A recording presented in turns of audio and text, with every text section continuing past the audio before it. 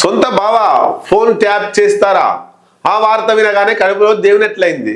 ఈ వార్తలు ఎవరిని ఉద్దేశించి అంటుంది? కేటీఆర్ ఉద్దేశించి కల్వకుంట్ల కవిత మాట్లాడుతున్నటువంటి మాటలు.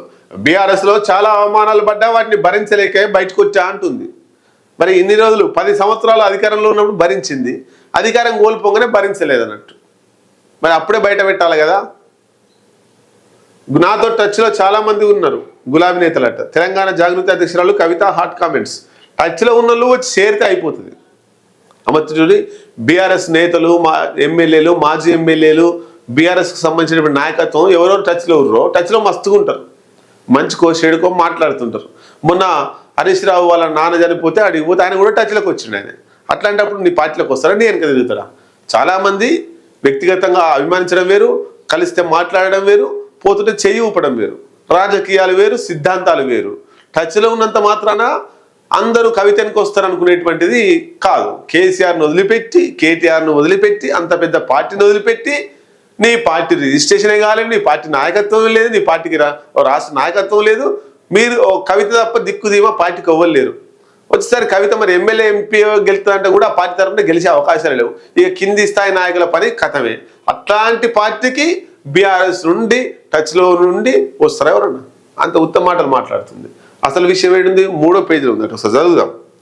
3వ పేజీలో కల్వకుంట్ల కవితకు సంబంధించి ఒక వార్త ఇచ్చిర్రు. ఏదది?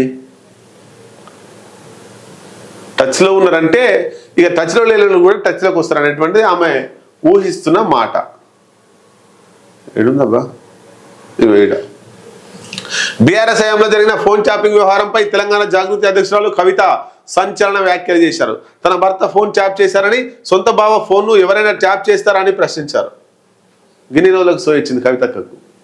ఇలా భర్త ఆయన ఫోన్ను ట్యాప్ చేసిరట. అనిల్ కుమార్ ఇలా భర్త, ఆయన ఫోన్ కూడా సొంత బావ ఫోన్ ట్యాప్ చేస్తారా అని మరి ఏడుస్తుందా, బాధపడుతుందా అర్థమైతలేదు. కానీ జాగృతి జనం పాట కార్యక్రమంలో భాగంగా శనివారం ఆమె కరీంనగర్లో మీడియాతో చిట్ చాట్ చేశారు. ఈ సందర్భంగా మాట్లాడుతూ బీఆర్ఎస్లో చాలా అవమానాలు జరిగాయని, అన్యాయం జరిగితే భరించేదాన్ని కానీ అవమానాన్ని భరించలేక ఆత్మగౌరవం కోసం బయటకు వచ్చా. పార్టీలో చాలా మంది నేతలు అసంతృప్తిగా ఉన్నారని, తను బీఆర్ఎస్ను వీడాక వారు తనతో టచ్లోకి వచ్చారని చెప్పారు. జనం బాటలో పాత బీఆర్ఎస్ కేడర్ తనతో మాట్లాడుతున్నారని చెప్పారు. బీఆర్ఎస్కు చిక్కులు తప్పవా? గత ప్రభుత్వం అక్రమంగా ఫోన్ ట్యాపింగ్ కు పాల్పడిన ఆరోపణలపై విచారణ కొనసాగుతుంది. అయితే ఫోన్ ట్యాపింగ్ పై గతంలో అంతగా మాట్లాడని కవిత తాజాగా ఏకంగా ట్యాపింగ్ విషయాన్ని ధృవీకరించారు. మా భర్త అని చెప్పకుండా సొంత బావ ఫోన్ ట్యాప్ చేస్తారా అని ప్రశ్నిస్తుంది. రైట్, ఓకే, ఎవరి ఫోన్ అన్నా ట్యాప్ చేస్తారు వాళ్ళు. ఎందుకంటే అలా కావాల్సింది ఎవరేం మాట్లాడుతారు, ఎవరేం టచ్లో ఉన్నారు అని చెప్పేసి ఇప్పుడు సో వచ్చింది కవితకు. ఇంకో మాట ఏం మాట్లాడుతుంది ఇక్కడ చూడండి.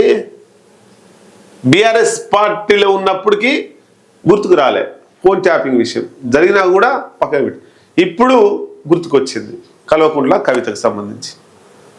ఇంకా జనాలలో మీటింగ్లో పోయి ఏం మాట్లాడాలి? పార్టీ నుండి బయటకు వచ్చినావు, బీఆర్ఎస్ పార్టీతో సంబంధం లేదు, కేసీఆర్ ఫోటో కూడా ఎక్కడ పెట్టరన్నావు, ఓకే మంచిదే, నీకు నువ్వు కొట్లాడుతున్నావు. జనాలకు వచ్చిన తర్వాత జనాలకి ఏం కావాలి, జనం ఎట్లాంటి సమస్యలు ఎదుర్కొంటున్నారు, జనం దేని మీద పోరాడాలని అనుకుంటున్నారు, గా సమస్యల మీద పోయి తెలుసుకొని వాటి మీద మాట్లాడాలి. తెలంగాణ రాష్ట్రంలో బీసీలకు జరుగుతున్న అన్యాయాల గురించి మాట్లాడాలి. తెలంగాణ రాష్ట్రంలో బీఆర్ఎస్ పార్టీ 10 సంవత్సరాలు దోసుకున్న అవినీతి సంపద మీద మాట్లాడాలి, కాళేశ్వరం మీద మాట్లాడాలి, ఫోన్ ట్యాపింగ్ మీద మాట్లాడాలి.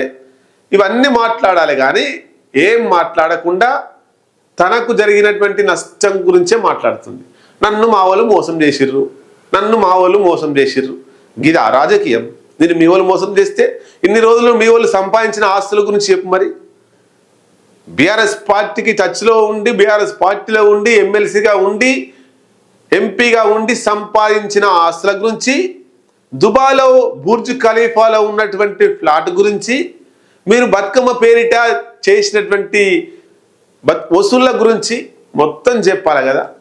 మా వాళ్ళు నన్ను మోసం చేసిర్రు, మా వాళ్ళు నన్ను మోసం చేసిరంటే మీ వాళ్ళు ఏం పడి ఉన్నప్పుడు తెలంగాణ ప్రజలను మీరు ఎంత మోసం చేసిరో చెప్పురు.